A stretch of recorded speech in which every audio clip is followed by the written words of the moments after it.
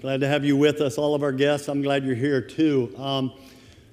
My wife, who's sitting over here, she just got back from her girl trip. Now, for the last 30-plus years, she and her sisters and some friends from college and my daughter go on a girl trip for a whole week. And so she was gone, and that meant that Ron was left unsupervised. And so while she was away, I bought a new 75-inch TV, 75 glorious inches of television, all right? Now, I need you to know, God asked me to do that. Here's the story. I'm telling you, this is the truth. I was walking into Sam's down at Springfield, and the TVs are there on your left, and literally, as I was walking in, a worker with a vest and a big cart came around a corner, and the TV wasn't in the box. It was a display model that they were liquidating. And as he came around the corner, right beside me, I looked over, and the sign said $199. $199 for a $600 TV.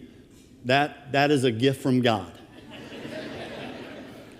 And I asked him, I said, does it work? And he goes, it's guaranteed to work. You got 30 days. He goes, but it works perfect. He goes, it just has dust on it. And I said, give me the cart. And I went through the line, bought it, took it out to my car. Then I came back in and did my shopping. It was just amazing. Now, Bonnie comes home from her trip, and for the first hour, she doesn't even notice it.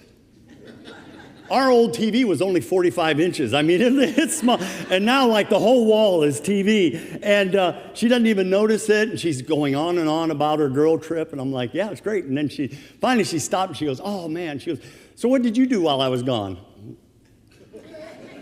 And no, you did not. Yep, you're dead meat, and that kind of thing. Anyway, it all worked out. And the next day, I came in and I caught her watching this TV. You got to wear sunglasses, but she's watching this TV, and she's yelling at the TV. I thought she was watching some reality show because she was yelling, "Don't go in there! Don't go in there! You'll be an idiot if you go in there. Stay out of there!"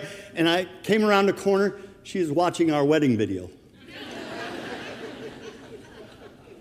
That's just a joke. It's just a joke. My wife and I have been married 42 years, and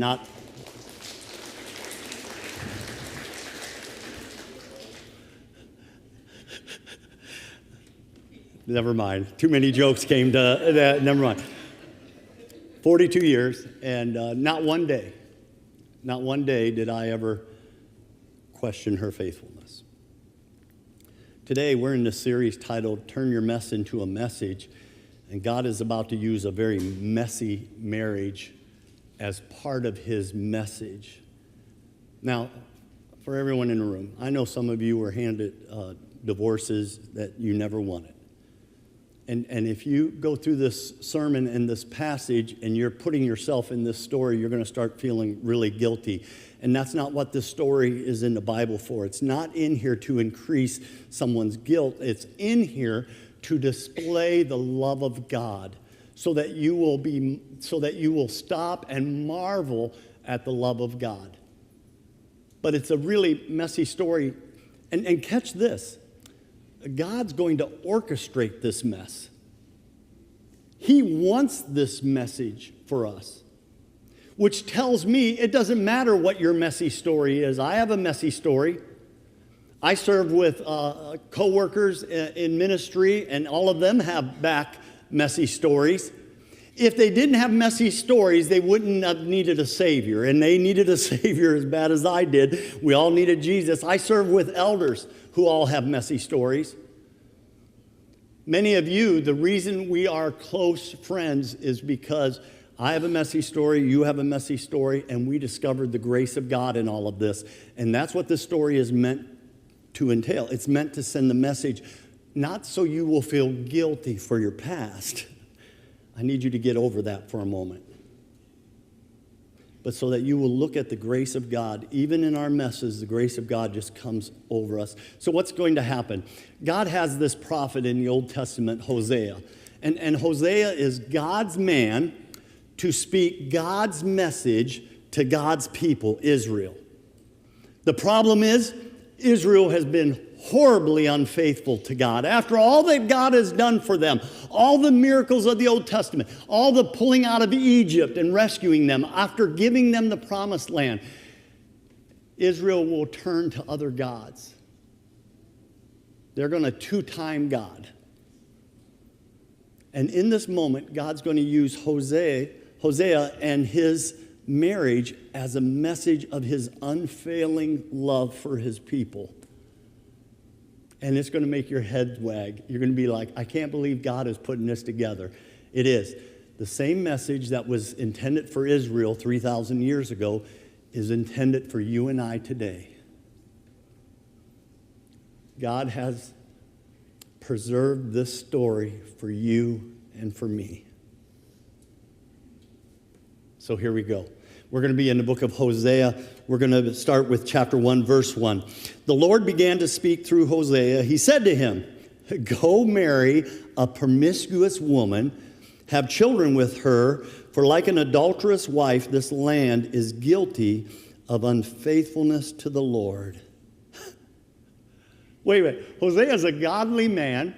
He's a young guy, but he's a godly man listening to God. And God says, go find yourself a prostitute, is basically what he says. How does a godly man go about doing that? Where do you go looking for a promiscuous wife? This isn't going to be good. This is going to be messy right out of the gate. Who's putting all this together? God is. This will become my message to my people. There isn't another story like this in the Bible. There's messy stories, and there's definitely messy moments of sexuality in the Bible. They're there. But God is orchestrating this one. And this story isn't like, there's not another story like it. Second verse. So Hosea married Gomer, daughter of Diblaim, and she conceived and bore him a son. Okay, can I stop here for a moment? Really? Gomer is her name? You young ones, I came up out of a generation that had a Gomer on TV. And in junior high, we would tell our friends, stop being such a Gomer, you know. This is her name, Gomer. and yet, she's a very attractive woman. Her attractiveness does not serve her well. It makes her the lust of many men, and she likes that attention. And so she has a son with Hosea. In the ancient Hebrew, it uses the word son. But then she gets pregnant again, and the second pregnancy brings about a daughter, but it does not use the word daughter. It uses the word for a female child, a girl child. Doesn't call her a daughter. And then she gets pregnant a third time, and on the third time, she has another son, but it does not use the word son. It only used the word son for the first one. The third one, it says, and then she gave birth to a male child, which implies they're not Hosea's children. Oh, my goodness.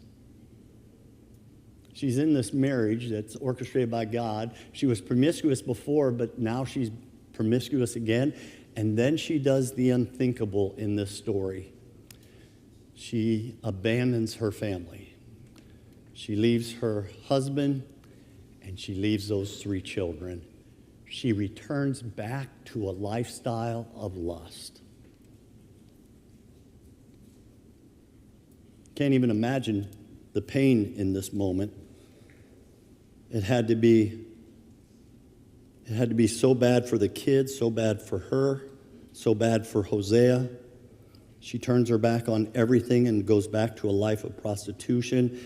This is all to reveal Israel's unfaithfulness.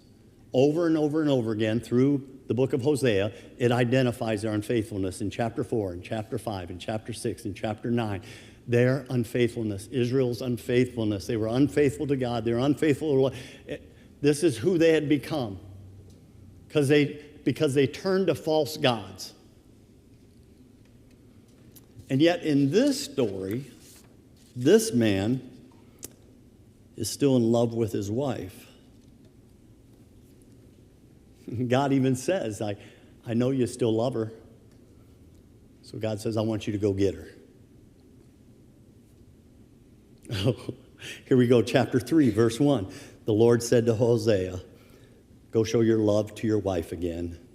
Though she is loved by another man and is an adulteress, love her as the Lord loves the Israelites, though they turn to other gods and love sacred raisin cakes. Raisin cakes, we believe, had something to do with the false religions. It was part of the whole ceremony of this. And then false religions were always highly sexual in nature, in sacred places, and these temples were just places for temple prostitutes and everything. And this is the life she has returned to. She loves these raisin cakes. But God says, go find her, go get her.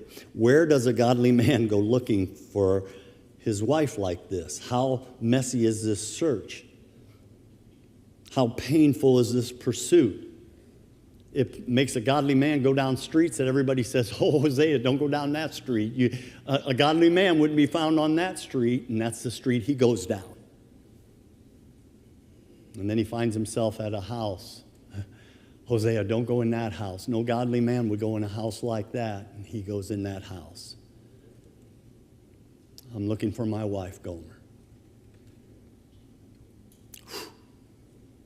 And then when he finds her, we think things are even worse than we imagine, because it sounds like she has allowed herself to be placed on auction, on a sex slave auction of some kind. Verse 2. So Hosea bought her for 15 shekels of silver and about a homer of barley. A homer of barley is a large load. It's a large truckload of, really a homer for a Gomer. I'm sorry, I couldn't help but see it. It jumped out at me, and so I'm still giggling about that, but that's because I'm a junior higher. Anyway, he buys her, and I'm sitting there going, are you kidding? She's your wife. She's your wife. What do you mean you bought her? Yeah, I want her back so bad. My unfaithful wife, the one who walked away. She's worth it to me, so I'll pay a king's ransom to get her back.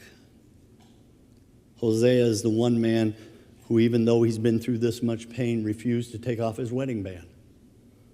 Again, this isn't your story. It's not your story. It's not meant to be your story. This is about God and him revealing his faithful love to us.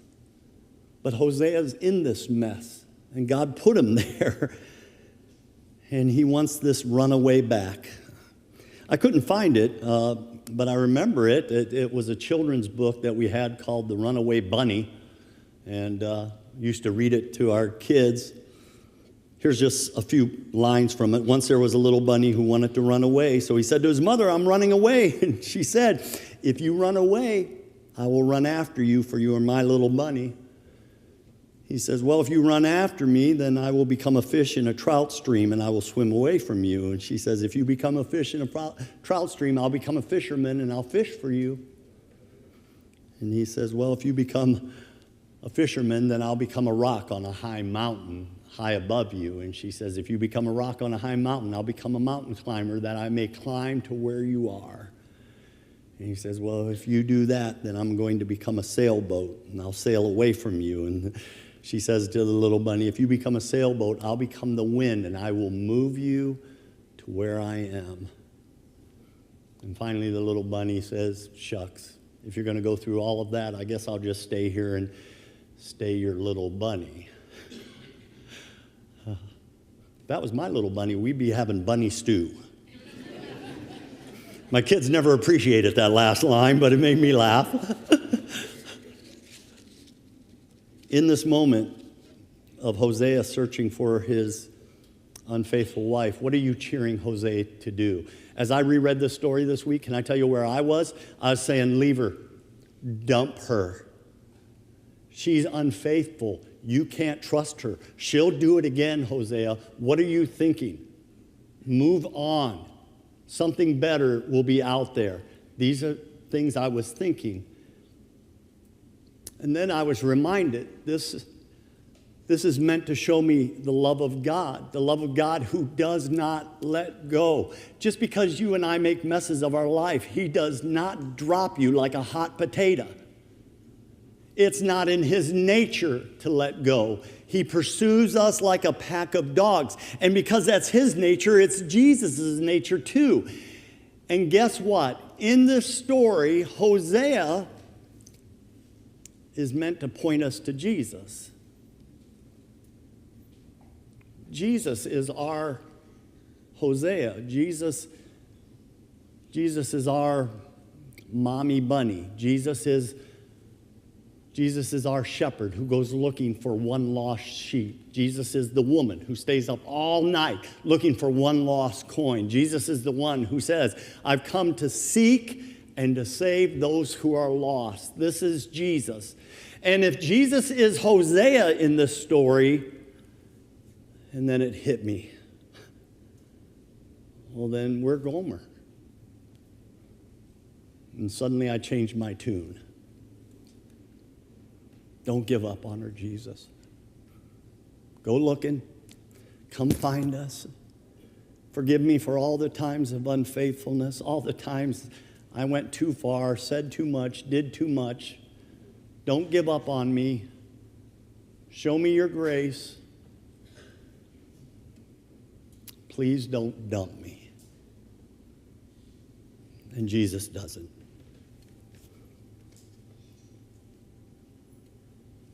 This is God's love for you. He made you and I in his image. He created us and he made us in his image, and then he called us a prized possession for him. We're supposed to be totally his. And then we made a mess of our life. And then God buys us back. And when God went to Satan and said, how much to buy Ron back? Satan was like, blood. I want blood for Ron. God said, okay. And he sent his son to die for us. The highest statement of love, I'll give up my son for you. And Jesus is our Hosea, and you're Gomer. And this is how much you're loved. My story is messy, but that's my past.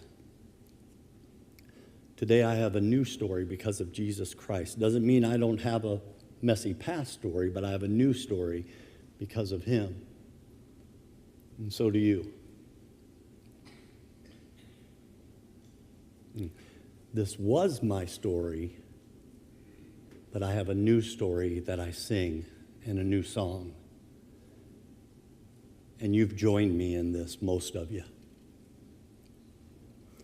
This is my story, this is my song, praising my Savior all the day long. Come on. This is my story, this is my song, praising my Savior all the day long. Oh, everybody with a messy story, come home. Stop running away from his love. Make room in your heart for what God's trying to do today. And he stands in front of you and he says, I made you. I created you in my image. You're my possession. You walked away, but I bought you back. Now come home. What are you waiting for?